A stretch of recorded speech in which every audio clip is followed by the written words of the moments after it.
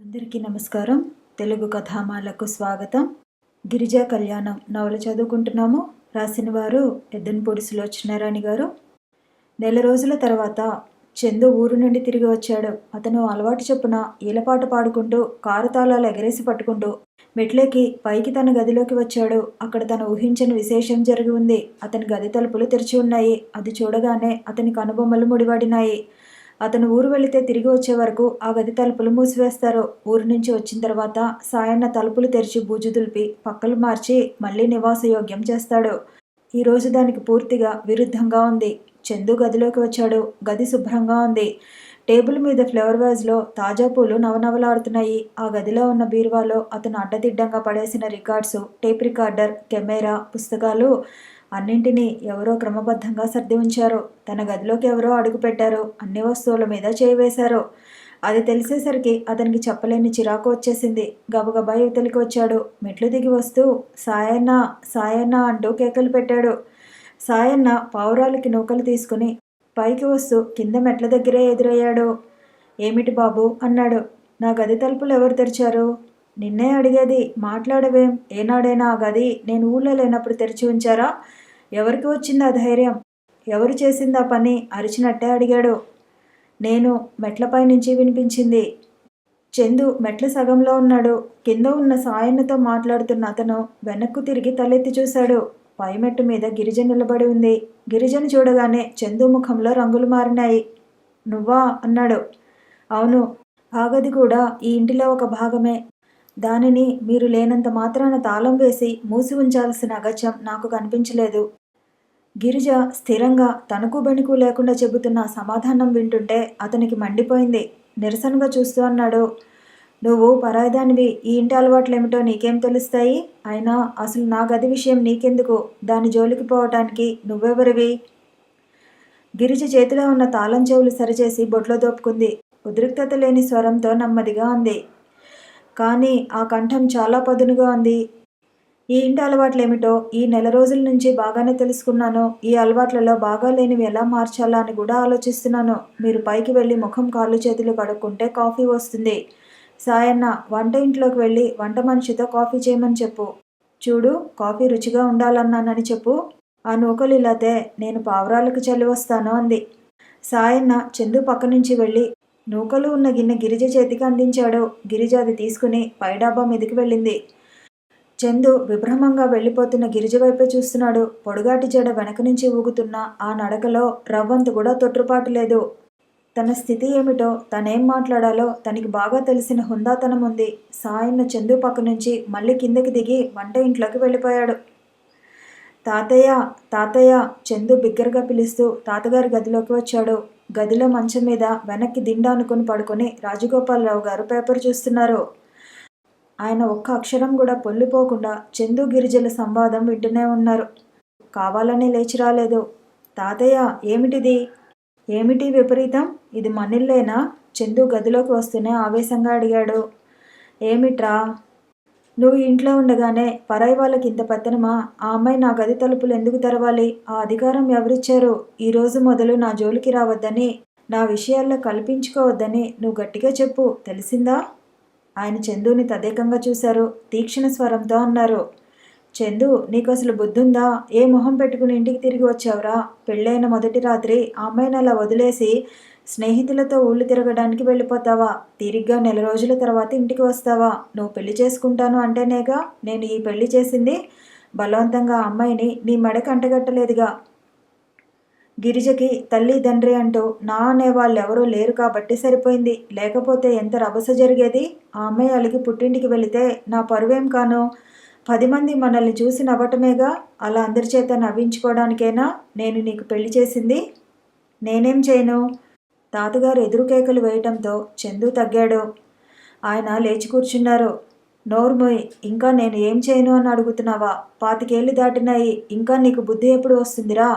ఎన్నాళ్ళు అలా స్నేహితుల్ని వెంటేసుకుని ఇల్లు వాకిలి పట్టకుండా తిరుగుతావు? చూడరా, ఒక్క 4 రోజులు ఇంట్లో ఉండి కళ్ళు పెట్టుకుని గిరిజను చూడు. 4 అంటే 4 రోజులు ఇల్లు ఎలా మేనేజ్ చేసుకోవాలో చూపించాను. ఇప్పుడు నాకంటే బాగా చేస్తోంది. ఆడపిల్ల అయి ఉండి కూడా ఎంత బాధ్యతను ఎత్తిన పెట్టుకుందో. నాకు ఎంత హాయిగా విశ్రాంతిగా ఉందో, నువ్వు ఇలా చూసుకుంటే నాకు ఎంత హాయిగా ఉండేది. ఆయన మంచం మీద నుంచి లేచారు. చేతులు వెనక్కి పెట్టుకుని అటు ఇటు తిరుగుతూ అన్నారు, చందు, నేను నీకు గట్టిగా చెబుతున్నాను. గిరిజని భార్య. గిరిజని నువ్వు ఏదైనా అవమానం చేస్తే అది నీకు నువ్వు చేసుకున్నట్టే. ఆ అమ్మాయిని కించపరిస్తే ఈ ఇంటి గౌరవాన్ని చులకన చేసినట్టే. బాగా జ్ఞాపకం ఉంచుకో. నువ్వు పగలంతా ఏ తిరుగుళ్ళైనా తిరుగు, రాత్రికి మాత్రం వేళ పట్టున ఇంటికి రావాలి. అది ఈ రోజు నుంచి అమలు జరగాలి. నా మాట నీకు విలువ లేదని అంటావా? ఇంట్లోంచి వెళ్ళిపో. నీ స్నేహితులతోనే గడుపు. ఈ ఆస్తి అంతా గిరిజ పేరిట వ్రాసి నేను ఏ ఆశ్రమానికైనా వెళ్ళిపోతాను. చందు ఉలిక్కిపడ్డట్టు చూశాడు. ఆయన మరింత కోపంగా అన్నారు, ఇది బెదిరింపు కాదురా. నువ్వు చెప్పిన మాట వినకుండా పిచ్చి వేషాలు వేస్తే జరిగే పరమసత్యం. వెళ్ళు. గిరిజ మాట మన్నించి ఇంట్లో ఉండదలుచుకుంటే మెట్లెక్కి పైకి నీ గదిలోకి వెళ్ళు. లేదంటే వాకిలి తలుపులు తెరిచే ఉన్నాయి. నిన్ను ఆపేవాళ్ళు కానీ నువ్వు వెళితే బాధపడేవాళ్ళు కానీ ఎవరూ లేరు. చందు నిశ్చేష్టుడయ్యాడు. జీవితంలో మొట్టమొదటిసారిగా తాతయ్య తనకి వత్తాసు లేకుండా కేకలు వేయటం ఇదే ప్రథమం. సరే తాతయ్య. అతను గుమ్మం వైపు కదిలాడు. అంతలోనే వెనక్కు తిరిగి అన్నాడు, చూసావా నువ్వెంత మారిపోయావో. ఆ అమ్మాయి అడుగుపెట్టిందో లేదో మనిద్దరి మధ్య ఆఘాతం సృష్టించేసింది. అందుకే ఈ ఇంట్లో మరో వ్యక్తి మన మధ్య వద్దు తాతయ్య అని బ్రతిమిలాడాను. కానీ నువ్వు నా మాట వినలేదు. సరే, నిన్ను ఈ ఇంటిని మార్చినంత సులభంగా నన్ను కూడా మారుద్దామని అనుకుంటోందేమో. తన జన్మలో అది కాని పని అని రుజువు చేస్తాను. చందు విసురుగా బయటికి వచ్చాడు. అతను వీధిలోకి వెళ్ళిపోవడానికే రోషంగా ఎడమవైపున ఉన్న వాకిలి గుమ్మం వైపు తిరిగాడు. అక్కడ మేనేజర్ ఎదురయ్యాడు. చెయ్యి అడ్డంగా చాపి ఆపుతూ అన్నాడు, చిన్నబాబు, తొందరపడకండి. తాతగారికి వయసుతో మతిపోయింది. మీరు కూడా ఆవేశంతో అదే పని చేస్తే ఎలా? మీరు ఈ ఇంట్లోంచి వెళ్ళిపోతే ఈ ఇంట్లో అడుగుపెట్టిన పరాయి వ్యక్తికి పట్టాభిషేకం జరుగుతుంది. మేనేజర్ అతి నెమ్మదైన స్వరంతో నచ్చ చెప్తున్నట్లుగా అంటుంటే చందు మనసు కాస్త శాంతించింది. చూసారా తాతయ్య వరుస అన్నాడు. చూస్తూనే ఉన్నాను. మీరు వెళ్ళిపోయి ఏం సాధించలేరు. ఉండిపోతే అనుకున్నదంతా సాధించగలరు. ప్లీజ్ అన్నాడు. చందు ఆగాడు. అతనికి తాతగారి మాటలు గుర్తు వచ్చాయి. ఈ ఆస్తి అంతా గిరిజ పేరిట వ్రాసి నేను ఏ ఆశ్రమానికో వెళ్ళిపోతాను. తాతయ్య మొండివాడు. పట్టుదల వస్తే అన్నంత పని చేస్తాడు. మేనేజర్ చెప్పింది నిజమే. తను వెళ్ళిపోతే ఈ ఇంటిలో పరాయి వ్యక్తికి పట్టాభిషేకం జరుగుతుంది. అందుకే అతను ఎడమవైపు వాకిలి గుమ్మం వైపు వెళ్ళడానికి అడుగు వేసినా అది విరమించుకొని కుడివైపు తిరిగి మెట్లెక్కి పైకెళ్ళాడు. కొద్దిసేపైన తర్వాత సాయన్న రాజగోపాలరావు గారి గదిలోకి వచ్చాడు. అంతవరకు గండుపిల్లిలా ముఖం పెట్టుకున్న ఆయన సాయన్నని చూడగానే ప్రసన్నంగా దగ్గరికి పిలిచి రహస్యంగా, సాయన్న, బాగా కేకలేశానా? నేను అన్నమాట నిలబెట్టుకున్నానా అని అడిగారు. బాగానే కేకలేశారు బాబు. మీరు ఆ పద్ధతి మీదనే నిలబడితే చిన్నబాబు దారికి వచ్చేస్తాడు.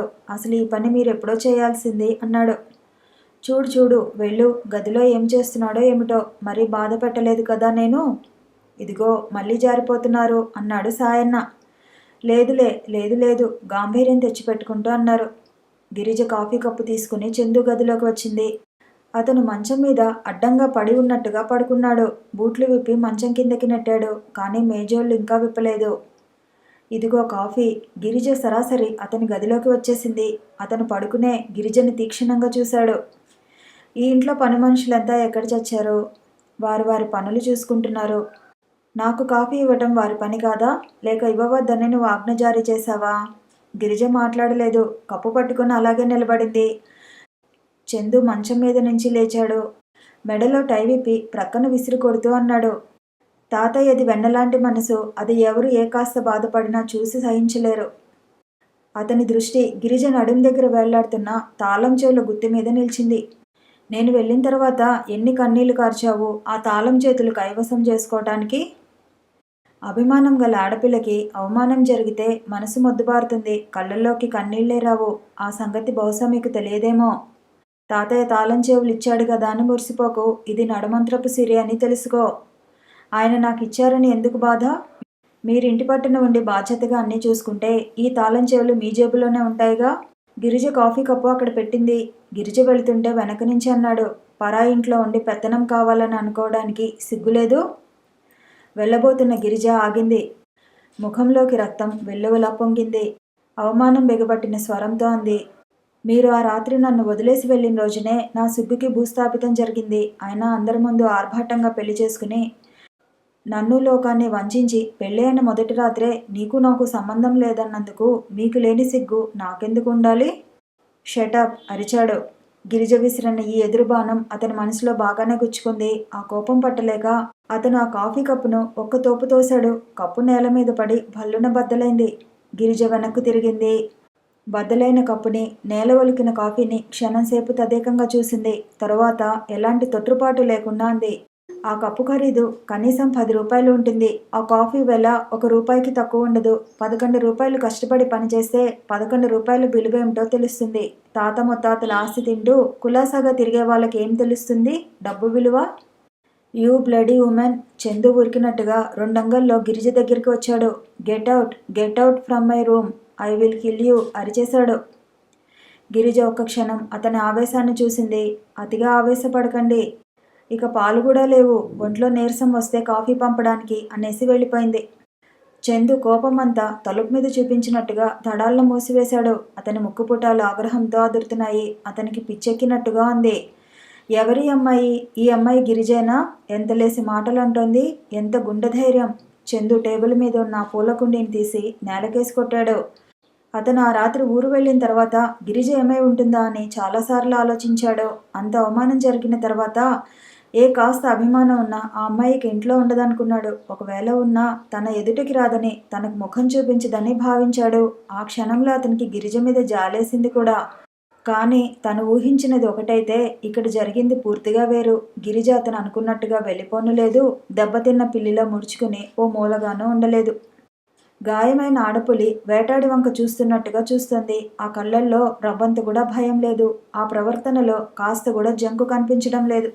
గిరిజని తను ఎంత త్వరగా వదిలించుకుందామని చూస్తున్నాడో ఆ అమ్మాయి అంత స్థిరంగా ఇంట్లో ఉండిపోయేలా ఉంది. అతనికి ఇది చాలా కోపంగా అనిపించింది. చందు టిప్టాప్గా డ్రెస్అప్ అయి కిందకి వచ్చాడు. అక్కడ గిరిజ అతనికంటే అందంగా ముస్తాబయి అతని కోసం వేచి చూస్తున్నట్టుగా నిలబడింది. నీలం రంగు షిఫాన్ చీర కట్టుకున్న గిరిజ నీలిమేఘంలా ఉంది. జడలో ఉన్న కనకాంబరం పూలమాల ఆ అమ్మాయి బుగ్గల్లో ఎరుపుకి పోటీ పడుతున్నట్లుగా ఉన్నది. తనతో పాటు అడుగులు వేస్తున్న గిరిజను చూడగానే చందు ఆగాడు. నువ్వెక్కడికి? మీతో వస్తున్నాను. నేనెక్కడికి వెళుతున్నానో తెలుసా? తెలుసు, క్లబ్బుకి. అతను హేళనగా చూశాడు. ఏనాడైనా ఆ పేరు విన్నావా? సినిమాలు, పుస్తకాలు వీటి పుణ్యమా అని అలాంటివి అందరికీ బాగానే తెలుస్తాయి. ఈ అవతారంతో అక్కడికి వస్తే అందరూ నవ్వుతారు. నిన్నొక దిష్టిబొమ్మలా చూస్తారు. అక్కడున్న అవతారాల్లో నాదో అవతారంగా ఉంటుంది. దిష్టిబొమ్మ అయినా పర్వాలేదు, ప్రత్యేకత ఉంటుంది. చందుకి గిరిజని చాచి చెంప మీద కొట్టాలన్నంత కోపం వచ్చింది. తాతయ్య పుణ్యమా అని మంచి చీరైతే కట్టుకున్నావు, కానీ అక్కడ ఆ కత్తుల కట్టాలతో డిన్నర్ ఎలా తిన్నాలో నీకెలా తెలుస్తుంది? నువ్వు వాటితో అవస్థ పడుతుంటే అందరూ నన్ను చూసి నవ్వటానికా? నేర్చుకుంటాను. పూర్తిని అందరూ అన్నీ నేర్చుకోరుగా. మీరు మీ పరిస్థితులను త్వరగా నేర్చుకుంటే నేను కాస్త ఆలస్యంగా నేర్చుకుంటాను, అంతే కదా. అక్కడ నా ఫ్రెండ్స్ ఉంటారు. ఉంటే నాకే? వాళ్ళు మీ ఫ్రెండ్సేగా. నేను వాళ్ళకి తెలిసిందాన్నేనయ్యే. అక్కడ నిలబడిన మేనేజర్ సాయన్న ఈ తర్కం వింటున్నారు. ఇంతలో రాజగోపాలరావు గారు రానే వచ్చారు. చందు, నువ్వు బయటికి వెళుతుంటే గిరిజన్ కూడా వెళ్ళమని నేనే చెప్పాను. ఇద్దరూ కలిసి వెళ్ళండి. చందు ఇక మాట్లాడలేకపోయాడు. వెళ్ళి కారులో కూర్చున్నాడు. గిరిజ కూడా కూర్చుంది. అతను రయ్యన స్టార్ట్ చేశాడు. సరున రివర్స్లో కారును గేటుకి రవ్వంతలో కొట్టుకోకుండా తప్పించి బయటకు తీశాడు. గిర్రున పక్కకు తిప్పాడు. ఇష్టం వచ్చినట్లుగా వచ్చేపోయే కార్లకి, లారీలకి ఎక్కడ రాసుకుంటుందోనన్నట్టుగా తీసుకెళ్తూ డ్రైవ్ చేసాగాడు. కానీ గిరిజ కాస్త కూడా భయపడలేదు. ఎగిరిపోతున్న పైటను పట్టుకుంటూ గాలికి చెదిరిన జుట్టును సరిచేసుకుంటూ నిటారుగా కూర్చుంది. చందు సడన్ బ్రేక్తో కారుని ఓ పక్కగా ఆపేశాడు. గిరిజ మాట్లాడలేదు. చందు తనే అన్నాడు. గిరిజ, నీకు పుణ్యం ఉంటుంది, నన్ను వదిలేయ్. నేనిప్పుడు మిమ్మల్ని పట్టుకుని బంధించలేదే వదిలేయటానికి. నవ్వులాట కాదు, నేను సీరియస్గా చెబుతున్నాను. నాకు ఈ పెళ్లి ఇష్టం లేదని, తాతయ్య పోరుపడలేక చేసుకున్నానని నీకు ఆనాడే చెప్పాను. అది చాలా ఆలస్యం అయిన తర్వాత అనుకుంటున్నాను నేను. మీరు మొదటే నాకు చెప్పి ఉంటే ఈ పెళ్లి జరిగేది కాదు. తాతయ్య నాకు నువ్వు పెళ్లి కూతురువని చెప్పలేదు. అది నా తప్పు కాదు. అతను స్టీరింగ్ మీద కొట్టాడు. వెంటనే బొయ్యమని హారన్ మోగింది. తప్పంతా నాది ఒప్పుకుంటున్నాను, సరేనా? నా వల్ల పెద్ద పొరపాటే జరిగింది. ఇప్పుడు దానికి పరిష్కారం ఏమిటో చెప్పు. నేను వినటానికి సిద్ధంగా ఉన్నాను. పరిష్కారమా? నన్ను మీకు ఇష్టమున్నా లేకపోయినా భారీగా భరించటమే ఉన్న పరిష్కారం. నువ్వు నన్నెందుకు వదిలేవు? వదిలేసి నేనేం చేయాలి? నీ ఇష్టం వచ్చినట్లుగా ఉండు. నువ్వు ఎంత డబ్బు కావాలంటే అంత డబ్బు ఇస్తాను. డబ్బా? గిరిజ పెదవుల మీద చిరునవ్వు మెదిలింది. ఎంత అమాయకులు మీరు! మిమ్మల్ని విడిచిపెడితే నాకు కొంత డబ్బే వస్తుంది. మిమ్మల్ని వదలకుండా ఉండిపోతే మీ డబ్బంతా మీ భార్యగా నాకే చెందుతుంది. పోనీ డబ్బు కోసమే అయితే అలాగే ఉండిపో, కానీ ఇంట్లో ఉండు. ఇలా నాతో బయటికి రావటం దేనికి? గిరిజ మెడ మీద నుంచి ముందరపడిన కనకాంబరం పూలమాల వెనక్కి తోసుకుని సరిచేసుకుంటూ స్పష్టమైన కోమల స్వరంతో అంది. తప్పకుండా వస్తాను. ఎందుకంటే పెళ్ళైన మొదటి రాత్రి మీరు మీ మనసులో మాట బయట పెట్టేశారు. నాకు త్వరలో డైవోర్స్ ఇచ్చేస్తానన్నారు. నేను మీతో రాకపోతే మీ అభిరుచులకి తగ్గట్టుగా లేనని సాకు చెప్పి మీరు నాకు విడాకులు ఇవ్వచ్చు. అతను నుదురు కొట్టుకున్నాడు. కర్మ, నువ్వు ఇంత తెలివిగలదానివని నేను అనుకోలేదు. అందుకే అలా వాగేశాను. ఇక ముందైనా జాగ్రత్తగా ప్రవర్తించండి. ఎక్కువగా మాట్లాడటం ఎప్పుడూ ప్రమాదమే. ఎందుకంటే ఆ మాటల్లో మనమేమిటో బాగా తెలిసిపోతుంది. అతను గిరిజను తీక్షణంగా చూశాడు. ఆ చూపులకి కించిత్తు కూడా చలించలేదు. దూరంగా ట్యాంక్ బండి నీళ్ళల్లో తిరుగాడుతున్న పడవల్ని రెప్పవాల్చకుండా చూస్తోంది. అతనికి ఈ అమ్మాయిని బెదిరించి పోట్లాడి లాభం లేదని అర్థమైపోయింది. నిస్సహాయంగా చూస్తూ అన్నాడు. చీచి, ఈ వెధవ పెళ్లిలోకి తాతయ్య మనిద్దరిని లాగబట్టి గాని లేకుండా ఉంటే ఎంత బాగుండేది. మీ తమ్ముడికి నేను అంత సాయం చేశానని నువ్వు నా పట్ల ఎంతో గౌరవంగా ఉన్నావు. అది అలాగే ఉంటే ఎంత హాయిగా ఉండేది. నువ్వు నన్ను దేవుడిలా భావిస్తున్నావని సాయన్న చెప్పాడు. నేను చాలా తప్పు చేస్తున్నానని భగవంతుడికి తెలిసినట్లుంది. అర్హత లేని వ్యక్తికి గౌరవం ఇస్తున్నావు సుమా అన్నట్లుగా ఈ పని చేసి నా కళ్ళు తెరిపించాడు. చందుకి కోపం వచ్చేసింది. అంటే ఇప్పుడు నేనంటే నీకు గౌరవం లేదంటావు, అంతేగా? ఎవడికి కావాలి నీ బోడి గౌరవం? దానికోసం నేనేం ప్రాకులాడటం లేదు. మీ అభిమానం కోసం కూడా ఇక్కడ ఎవరూ ఎదురు చూడటం లేదు. నేను తలుచుకుంటే నిన్ను వదిలించుకోలేనని అనుకుంటున్నావా? నా కంఠంలో ప్రాణం ఉండగా జరగదు. ఆ ప్రాణం అనేది నాలో లేకుండా మీరు చేస్తే తప్ప. ఏమిటి? అతని చెయ్యి గాలిలోకి లేవబోయి ఆగింది. వెర్రిగా చూసిన అతడు వెంటనే కారు స్టార్ట్ చేశాడు. ఆ తర్వాత చందు గిరిజతో ఇక ఏం మాట్లాడలేదు. కారు సరాసరి వచ్చి క్లబ్ ముందు ఆగింది. కారు ఆగగానే మిత్ర బృందం చందు కోసం బిలబిలా వచ్చింది. ఏమిట్రా, 2 రోజుల నుంచి దర్శనాలు లేవు? చందు, ఎన్నాళ్ళైందిరా నిన్ను చూసి? గబగబా అంటున్న వాళ్ళు కారులోంచి దిగుతున్న గిరిజని చూసి ఆగిపోయారు. అందరూ ముఖముఖాలు చూసుకున్నారు. కొంతమంది మెడలు గోక్కుంటూ వెనక్కి వెళ్ళిపోతే కొంతమంది గిరిజను చూడనట్టే చందుతో మాటలు సాగించారు. కొంతమంది గిరిజని పలకరించారు. నమస్కారం వదిన గారు. నమస్తే మిసెస్ గిరిజ. నమస్కారం మిసెస్ గిరిజ. నమస్కారం మిసెస్ చందు.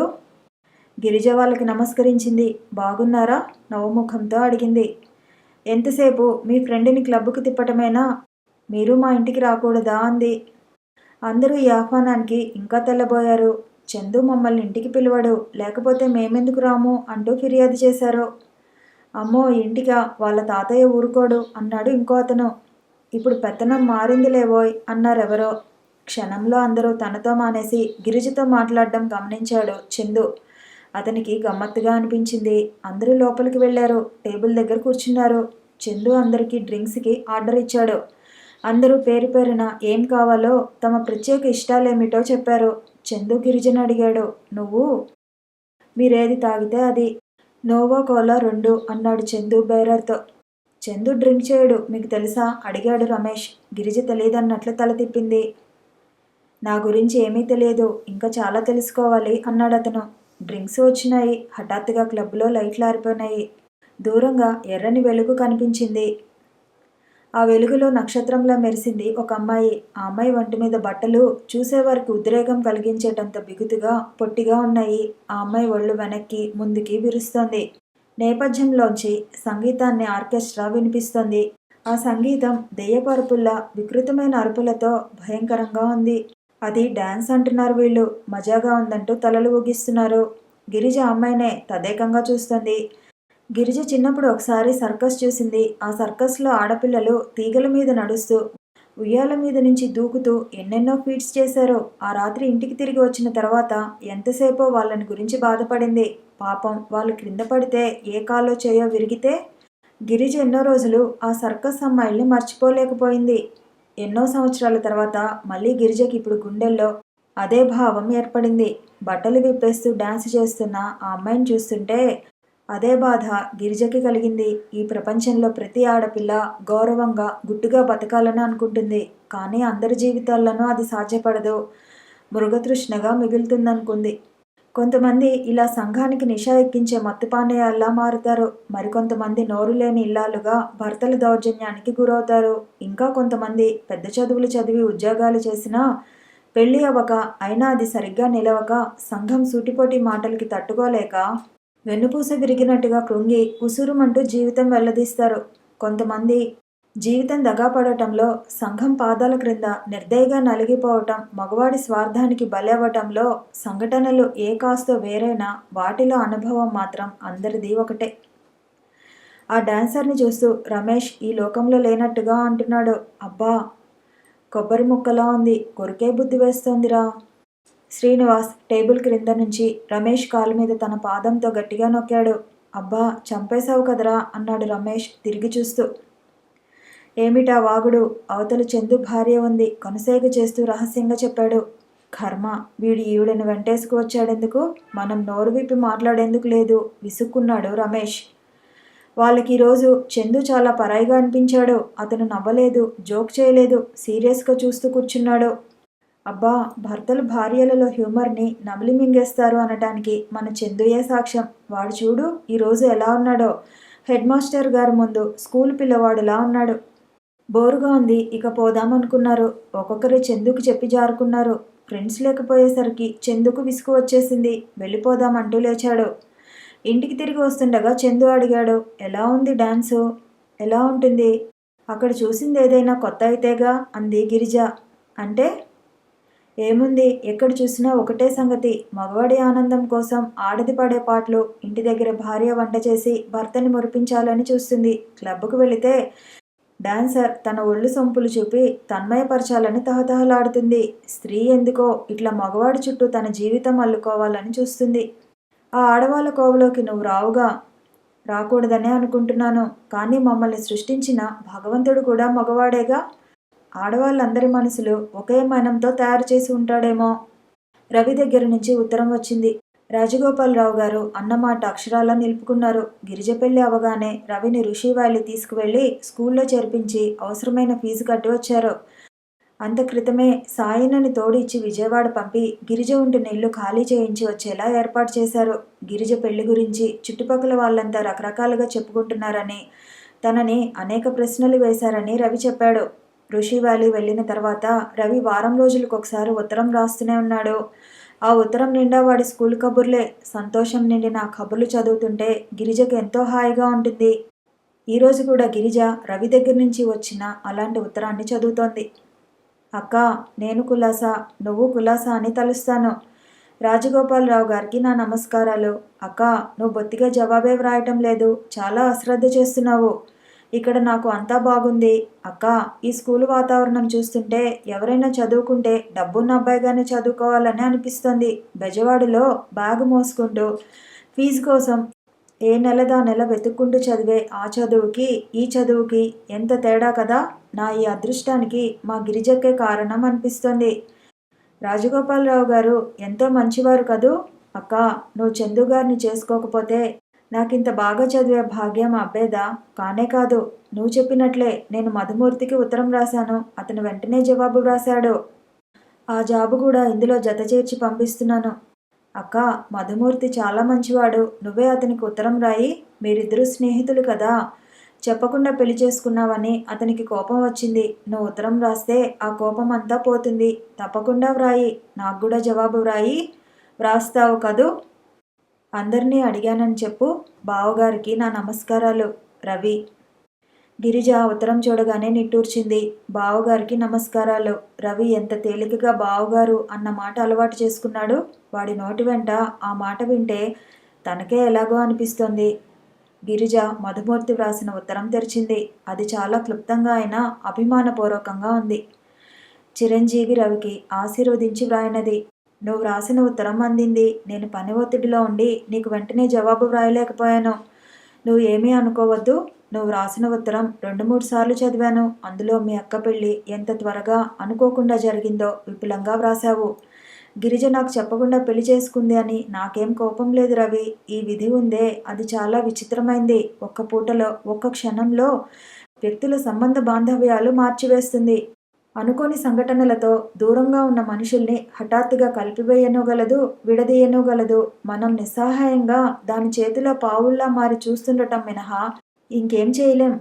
అక్క పెళ్లి గురించి ఎవరు నమ్మినా నమ్మకపోయినా నేను నమ్ముతాను. ఎందుకంటే గిరిజ తెలివి తక్కువ పిల్ల కాదు. ఎంత విపరీతమైన పరిస్థితి అయినా విచక్షణ జ్ఞానం కోల్పోదు. తన పరిస్థితి తను బాగానే ఆలోచించగలదు. గిరిజ నిర్ణయాలు చాలా వరకు సరైనవిగానే ఉంటాయి. ఆ విషయం గిరిజ కంటే నాకే బాగా తెలుసు. గిరిజ మీద నాకు కోపం వచ్చిందని నువ్వెందుకు అనుకున్నావు? గిరిజకి పెళ్ళయింది. ఇదివరకు గిరిజ కాదు కదా. అది కాకుండా నేను పని ఒత్తిడిలో చాలా తీరిక లేకుండా ఉన్నాను. అందుకని వ్రాయలేదు. నువ్వు అప్పుడప్పుడు ఉత్తరాలు వ్రాస్తుండు. గిరిజకి ఉత్తరం రాస్తే తనను అడిగానని చెప్పు. ఆశీస్సులతో మధుమూర్తి. ఆ ఉత్తరం చదవగానే గిరిజ కళ్ళు చెమ్మగిల్లాయి. మధు మనసు ఎంత ఔన్నత్యపూరితమో ఆ ఉత్తరమే చాటి చెప్తోంది. మధుకి ఉత్తరం రాయాలని ఎంతగానో అనిపిస్తోంది. కానీ ఎలా వ్రాయాలో, ఏం రాయాలో తెలియటం లేదు. గిరిజకి చాలాసార్లు మరీ అనిపిస్తోంది, ఈ ఇంటిలో తన స్థానం ఏమిటి? నీకు నాకు సంబంధం లేదని చందు స్పష్టంగా చెప్పేశాడు. అతని ప్రవర్తన కూడా అలాగే ఉంది. తెలుసో తెలియకో తను ఈ పెళ్లి చేసుకుంది. అదొక బాధ్యతగా భావించి అతన్ని చక్కదిద్దుకుని తనని అర్థం చేసుకునేలా చేసి అతని జీవితంతో అల్లుకుపోమని విచక్షణ జ్ఞానం చెబుతుంటే అదేం అవసరం లేదు. అంతకంటే చావటం నయం. అంత అవమానం చేసిన తర్వాత మళ్ళీ అతనిని ప్రేమించటమా? అది ప్రేమించడం కాదు, దేవురింపు అనుకుంది. అని అభిమానం కోపంగా తిరస్కరిస్తోంది. అవమానాగ్నితో కొతకొతలాడుతున్న గిరిజకి రాజగోపాలరావు గారి చల్లటి నీడ ఎంతో ఉపశమనం కల్పిస్తోంది. చందుని దారికి తీసుకురావాలి అని ఆయన పడని తాపత్రయం లేదు. అసలు చందుకి పెళ్ళి ఎందుకు ఇష్టం లేదు? అదే మాట రాజగోపాలరావు గారిని అడిగితే, వాడు ఆ సూర్య పెళ్ళాన్ని చూసి అలాంటి నిశ్చయానికి వచ్చాడు అంటారు. గిరిజకు అది నమ్మబుద్ధి కాలేదు. రాజగోపాలరావు గారు సరిగ్గా కనుక్కుని ఉండలేకపోవచ్చు. చందుకి మనసులో పెళ్లి పట్ల ఇంత విముఖత్వం ఏర్పడిందంటే ఏదో బలమైన కారణం ఉండే ఉంటుంది. అది తెలుసుకోవాలి తను. అక్కడికి ఒకసారి చందుని అడిగేసింది, పెళ్ళి అంటే ఎందుకంత విముఖత్వం మీకు? అది నా సొంత విషయం. నీకు సంజాయిషి చెప్పాల్సిన అవసరం నాకు లేదు. పెడసరంగా జవాబు చెప్పాడతను. గిరిజ అతనితో మళ్ళీ ఆ విషయం గురించి తర్కించలేదు. ఎలా తెలిసిందో గానీ గిరిజకి డబ్బుగల అబ్బాయితో పెళ్ళి అయిందని గిరిజ బంధువులు చాలామందికి తెలిసింది. ఎవరెవరో ఉత్తరాలు వ్రాస్తున్నారు. పింతల్లి మనమరాలుట, పెద్దమాయ చిన్న కూతురుట, తల్లి స్నేహితురాలి చెల్లెలు కొడుకట. గిరిజ వాటిలో చాలా వాటికి జవాబే వ్రాయలేదు. ఒకరోజు ఒక వయసు మళ్ళినావిడ 2 ఆడపిల్లల్ని వెంటేసుకుని సరాసరి ఇంటికే వచ్చింది. గిరిజ ఎక్కడా? మా గిరిజమ్మ తల్లి ఏది? అంటూ పిలిచింది. సాయన్న గిరిజని పిలుచుకొచ్చాడు. ఆవిడని గిరిజ ఎన్నడూ చూడలేదు. గిరిజ కూడా ఆవిడని చూడలేదు. ఎక్కడనైనా మా గిరిజ అన్నది సాయన్నని. ఇదిగో సాయన్న చూపించాడు. ఆవిడ అమాంతంగా గిరిజ దగ్గరకు వచ్చి కౌగిలించుకుంది. బుగ్గలు పునికింది. అసలు నీ పెళ్ళి నేను చేయాల్సింది. నీకు అత్తయ్యనవుతానమ్మా. మీ నాన్న ఎప్పుడూ నీ గురించే వ్రాస్తుండేవాడు. మీ అమ్మ పోయిన తర్వాత నేను వద్దామని అనుకున్నాను. కానీ ఏది? మా వారికి పక్షవాతం. ఇంట్లో చేసే దిక్కులేదు. ఈ ఊరు పెళ్ళికి వచ్చాను. నువ్వు ఇక్కడే ఉన్నావని తెలిసింది. అందుకే అడ్రస్ పట్టుకుని వెతుక్కుంటూ వచ్చాను. నా కూతుళ్ళు మాత్రం గిరిజ నిన్ను చూస్తుందా, నీతో మాట్లాడుతుందా అని సనుగుతూనే ఉన్నారు. అది ఎంత డబ్బు గలవాడిని పెళ్లాడినా నా అన్న కూతురే కదా అంటూ వచ్చాను. గిరిజ ఆవిడనే చూస్తోంది. దూరంగా కూర్చున్న కూతుళ్ళని పిలిచింది. రమణి, వెంకటి, రండమ్మా, మన గిరిజ. మీరు ఇంతప్పుడు చూసి ఉంటారు. వాళ్ళు లేచి వచ్చారు. ఇంతలో రాజగోపాలరావు గారు అక్కడికి వచ్చారు. ఆవిడ ఆయన ఎవరు అని అడిగి తెలుసుకుని గిరిజ చెప్పగానే అలాగా అంటూ ఆయన దగ్గరకు వెళ్ళి తనని తాను పరిచయం చేసుకుంది. నేను గిరిజ మేనత్తని. దాన్ని చూడాలనిపించి వచ్చాను. మా అన్నయ్య పోయాడు. ఇది ఎక్కడో అక్కడ చల్లగా ఉంది. నాకెంతో సంతోషంగా ఉంది. మీరు మా స్థితిగతులు చూడకుండా మీ మనమడికి చేసుకున్నారంటే మీ మనసు ఎంత గొప్పదో నాకు అర్థమవుతోంది.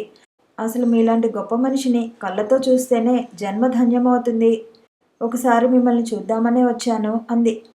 గిరిజ, మీ అత్తయ్యని లోపలికి తీసుకువెళ్ళు అన్నారాయన. గిరిజ మేనత్త 4 రోజులుంది. రాజగోపాలరావు గారు కారులో ఊరంతా చూపించారు. వెళ్ళేటప్పుడు అందరికీ గిరిజ చేత బట్టలు పెట్టించారు.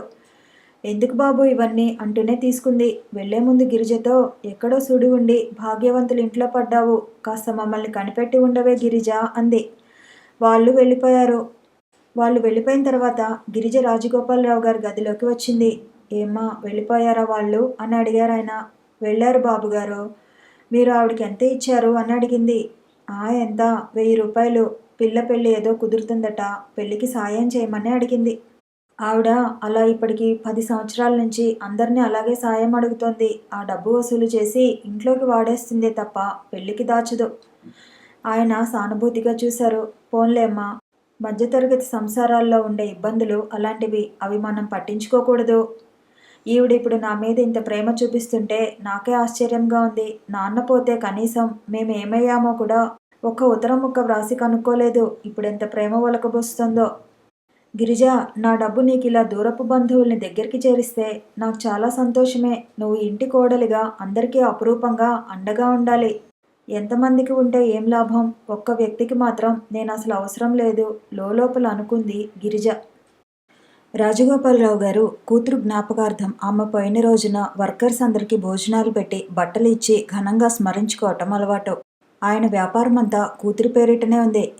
కమలా ఇంజనీరింగ్ ఏజెన్సీస్, కమలా డిపార్ట్మెంటల్ స్టోర్స్, కమలా ట్రాన్స్పోర్ట్ కంపెనీ, ఇవన్నీ కూతురితో పాటు పెరిగి పెద్దవైన వ్యాపారాలు. ఒకప్పుడు ఆయన ఎంతో ఉత్సాహంగా 4 తలలు 10 చేతులు ఉన్న మనిషిలా వ్యాపారాలన్నీ రాత్రింబవళ్ళు శ్రమపడి అదే లోకంగా పనిచేసి అభివృద్ధి చేశారు. ఇప్పుడు ఆయన శక్తి తగ్గిపోయింది, ఉత్సాహం బుడిగిపోయింది.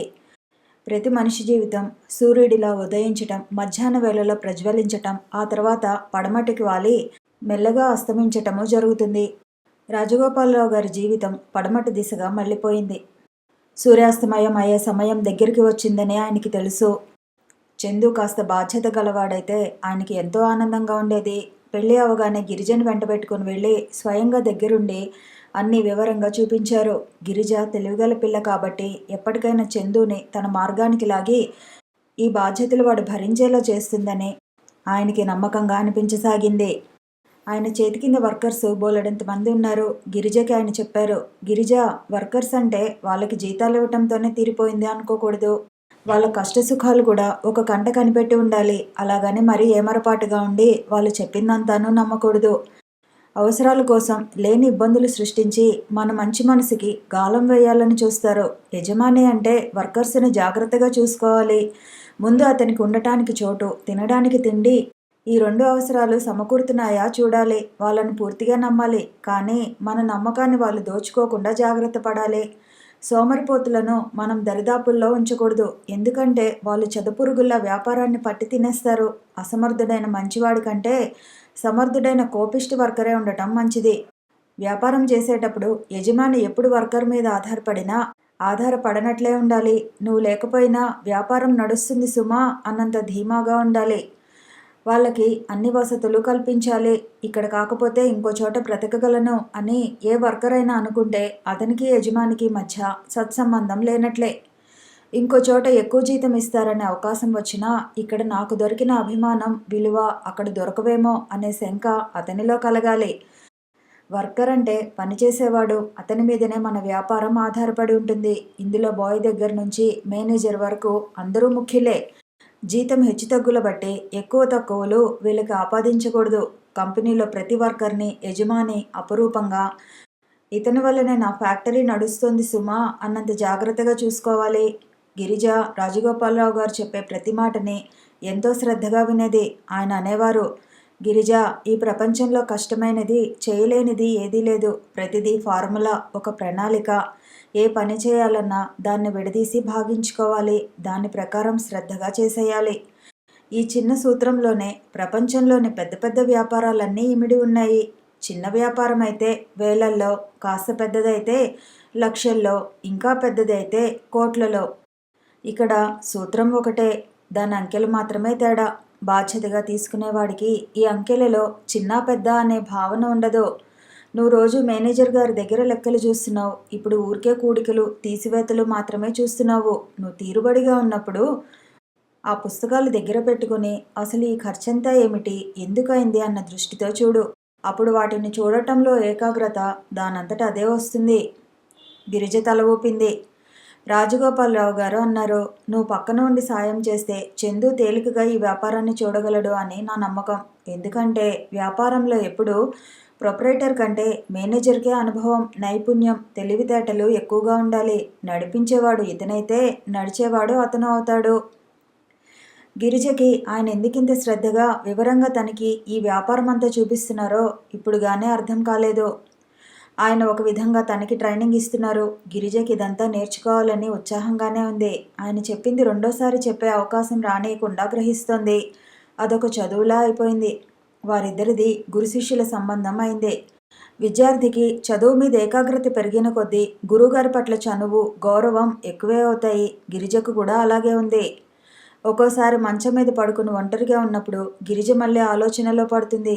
ఇదంతా నాకెందుకు, ఎప్పటికైనా వెళ్ళిపోవలసిన దానిని, ఈ బంధాలు నా చుట్టూ నేనెందుకు బిగించుకోవాలి అనిపిస్తుంది. తల్లి సంస్మరణ రోజున ఇంట్లో అంతా కోలాహలంగా ఉంది. కానీ చందు ఇంట్లో లేడు. గుర్రపందాలు జరుగుతున్నాయి. స్నేహితులతో వెళ్ళిపోయాడు. రాత్రి పొద్దుపోయిన తర్వాత కానీ రాలేదు. ఏమిట్రా, నీకోసం వర్కర్స్ ఎంతసేపు చూశారు అన్నారు రాజగోపాలరావు గారు. వర్కర్సా, ఎందుకు ఆశ్చర్యంగా అడిగాడు చందు. ఏమిట్రా, ఏ లోకంలో ఉన్నావు? ఈరోజు మీ అమ్మ పోయిన రోజు ఆయన గుర్తు చేశారు. ఓ అదా, దానికి నేను లేకపోతే ఏమవుతుంది తాతయ్య? ఏమిటో నీ చాదస్తం నాకు అర్థం కాదు. చచ్చిపోయిన వాళ్ళ పేరు మీద ఇంత ఆర్భాటం దేనికి? సిల్లీ సెంటిమెంట్ తప్ప అనేసి వెళ్ళిపోయాడు. గిరిజ అక్కడే ఉంది. సాయన్న చెప్పాడు, చందుకి తల్లి గుర్తులేదు. తాతగారే పెంచి పెద్ద చేశారు. తాతయ్య చెబితే తల్లిని గౌరవించడం తప్ప ఆవిడ అతనికి తెలిస్తేగా ఏదైనా అభిమానం కానీ ప్రేమ కానీ ఉండటానికి. గిరిజకు అప్పుడప్పుడు సాయన్న చందు చిన్ననాటి విశేషాలు చెబుతుండేవాడు. చిన్నప్పుడు చందుకి ఒక కుక్కపిల్ల ఉండేది. దాన్ని ఎంతో ప్రేమగా చూసేవాడు. అది ఎప్పుడు చందు చేతుల్లోనే ఉండేది. దానికి కూడా చందుకి జరిగిన గారాబం జరిగేది. ఒకసారి ఎలా వెళ్ళిందో, గేటు దాటి బయటకు వెళ్ళింది. ఆటోకి తగిలి చచ్చిపోయింది. చందు కుక్కపిల్ల కోసం బెంగపడ్డాడు. రాజగోపాలరావు గారు అలాంటి కుక్కపిల్లల్ని 2-3 తెప్పించారు. కానీ చందు వాటి ముఖం కూడా చూడలేదు. చందు తర్వాత కోలుకున్నాడు. కానీ మళ్ళీ కుక్క అన్న మాట దగ్గరకు రానిలేదు. స్నేహితులతో కలుస్తాడు, వాళ్ళకి అన్నీ ఇస్తాడు. కానీ ఇదంతా తన ఇష్టమైతేనే. వాళ్ళలో ఎవరికైనా బాధ వస్తే చందు దగ్గరికి వస్తారు కానీ చందు తనకి బాధ కలిగితే వాళ్ళ దగ్గరికి వెళ్ళడు. చిన్నప్పుడంతా ఒంటరితనం. పెద్దయిన తర్వాత తాతగారి విపరీతమైన గారాబం, స్నేహితులు తమ అవసరాల కోసం అతన్ని ఆధిక్యత చేసి అందలం ఎక్కించటం, ఇవన్నీ కలిపి చందుని పాడు చేశాయని సాయన్న అనుమానం. అతనికి తన సంతోషమే తప్ప ఎదుటివారి సంతోషం కానీ బాధ కానీ గమనించని మనస్తత్వం బాగా అలవాటైపోయింది. గిరిజ వ్యక్తిగా చందు మనస్తత్వం ఏమిటో అర్థం చేసుకోవటానికి ప్రయత్నించసాగింది. కథ కొనసాగుతుంది. మళ్ళీ కలుసుకుందాము. ఈ వీడియో నచ్చితే లైక్ చేయండి, షేర్ చేయండి, కామెంట్ చేయండి, ఛానల్ని సబ్స్క్రైబ్ చేయండి.